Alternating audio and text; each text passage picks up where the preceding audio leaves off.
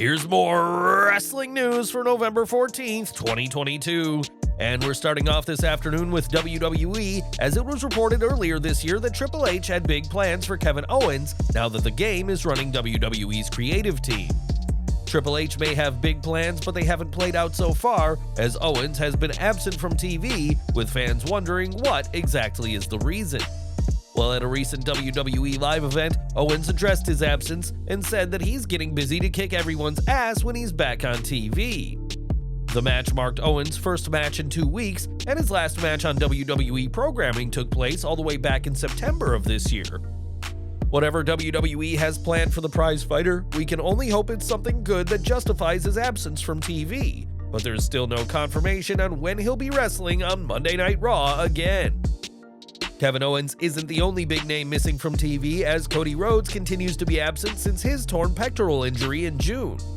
Despite WWE's projection that Rhodes will be out until March, many predict he'll be back as soon as the Royal Rumble, and now the American Nightmare has teased a return. Taking to Instagram, Cody shared a black and white image of his ring gear packed into a travel case, which many took as a sign that his return is coming soon. Rhodes also tagged Peacock in his post, and whenever he does return to WWE TV, it'll certainly be aired on Peacock.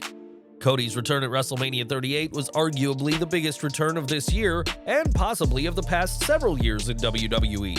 And judging by this recent post, it may not be much longer before we see the former AEW TNT champion back on our screens. In 2002, wrestling fans are spoiled for choice when it comes to promotions, with WWE, AEW, and Impact Wrestling all providing weekly content. If those aren't to your fancy, fans can check out New Japan, GCW, MLW, the NWA, and many other companies, and now another promotion is entering the game. On Twitter, Kevin Kelly announced that he has a new company, American Excellence Wrestling, which will host their first event in January in Pennsylvania. Kelly is perhaps best known as a commentator, but when asked, he said he wouldn't be calling the action for his debut show, but is open to donning the headset once the promotion is fully up and running. The industry veteran has had plenty of roles since joining wrestling in 1991, including being an announcer, interviewer, and commentator, but this will mark his first time running a company. With so many promotions already around, Kelly is entering quite the loaded market, but he's confident that American Excellence Wrestling will have a role to play in wrestling's future. Last week, Ric Flair fired off at JBL on Twitter, saying that it's a disgrace that the latter is in the Hall of Fame considering he's a bully. From using slurs to destroying people's property, there's no shortage of horror stories about JBL, but Flair is no saint himself. Speaking on the Café de Renee podcast, Robbie McAllister of the Highlanders spoke about his WWE tenure and said that Flair would really treat people like sometimes. McAllister didn't give any examples, but as any fan who watched Dark Side of the Ring's Plane Ride from Hell episode can attest, Flair has done some dodgy, and at times seemingly illegal actions. Flair was recently re-added to WWE's opening video package, leading some to suggest that he may be on good terms with the company again, but with comments like the one from McAllister, McMahon, Khan, and Triple H may still be hesitant to work with the Nature Boy. Last night, New Evolution Pro held one of their events, and the indie show featured some big names, including Josh Alexander, Alberto Del Rio, Ultimo Dragon, and many more. With so many big names to pay, it would have been difficult for the show to make a profit, but New Evolution Pro had a surprising way of cutting costs. Sean Ross Sapp of Fightful reports that during the show, the promoter said he had to leave early due to a medical emergency, which the wrestlers were immediately suspicious of. Alexander, the Impact World Champion, had to chase him down and learned that the promoter was bailing on the show with the majority of the money for the show. All that was left was the money from the autograph signings, which, when split between the wrestlers, was nowhere near what they were supposed to be paid. Despite this, the stars put on a show for the fans, and it said that some signed autographs for free to make the crowd happy. Stars from Pro Wrestling Noah received no payment for the show, so the next time you see New Evolution Pro advertising in your neighborhood, just remember what kind of person the promoter is. Over to AEW now, as MJF is arguably the best talker in the company and has proved that several times over the past 3 years. MJF's harsh barbs and refusal to break character has made him an asset to Tony Khan, especially during a difficult 2022, though not everyone is impressed. When MJF claimed that nobody gives a you-know-what about Eddie Kingston, the Mad King was quick to respond and took aim at the Salt of the Earth's promo skills.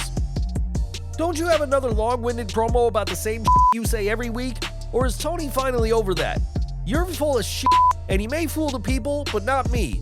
Worry about Max, because I ain't worried about you, yet. In response, MJF told Kingston not to worry about him, and while he'll keep drawing ratings, Eddie will keep drawing flies. This weekend, MJF will have his biggest match to date when he challenges AEW World Champion Jon Moxley, and while we imagine the Salt of the Earth will have plenty to say about the match, Eddie Kingston won't be listening. Both MJF and Eddie Kingston get regular TV time on AEW programming, which is far more than can be said for Miro. Despite a strong start in 2020, Miro's lack of TV time has become a running joke with fans, and the Redeemer is well aware of what's going on. When a fan created an impressive montage of Miro's time in AEW, the former TNT champion responded by asking if anyone remembers this guy.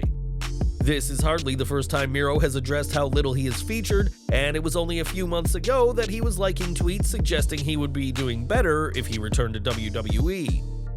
With names who have returned to WWE already, it's not impossible that the three-time former US champion could return, but for now, he'll keep sitting on the sidelines watching others in AEW. Miro isn't getting much of a looking in AEW, but one name fans do get to see regularly is Jay Lethal. A former ROH World Champion, Lethal joined AEW last year and has big plans to stay with Tony Khan's company. Appearing on the Kurt Angle Show, Lethal spoke about his time in AEW so far and has no plans of going anywhere else. Things happen for a reason. Now I'm in AEW, which is amazing. It's a godsend. Then they bought Ring of Honor, but I'll be at AEW until the company closes, they let me go, or they fire me, because to me, in wrestling, if I'm gonna put my body, my life, and my career on the line for you, I've got to appreciate and love you. There's some bond between us, and I'm going to try my hardest to not ever break that bond. So if you don't break it, I'm not gonna break it, and we'll bond forever. Lethal added in the interview that he'd probably still be with Impact had they not fired him, and likely would still be with Ring of Honor had they not closed in late 2021. The man once known as Black Machismo is clearly very committed to where he works, and at this time, that place is AEW, so expect plenty more of him for a long time to come. And we're ending today with Stone Cold Steve Austin, who made his in-ring return at WrestleMania 38 in a match fans thought they'd never see. After the bout, it was reported that Austin was happy with the bout with Kevin Owens and had no intention to wrestle again, but could that have changed? On social media, the Rattlesnake shared a video of his gym workout and certainly looks ready to have one more match. It was reported earlier this month that Austin was considering another match in WWE, and judging by this video, the Hall of Famer may have one last can of whoop-ass chilling in his cooler. Well guys, that's our news for today. Please share your comments below. Also hit the like button, subscribe to our channel, and hit the bell icon to receive all notifications. And as always, thanks for watching.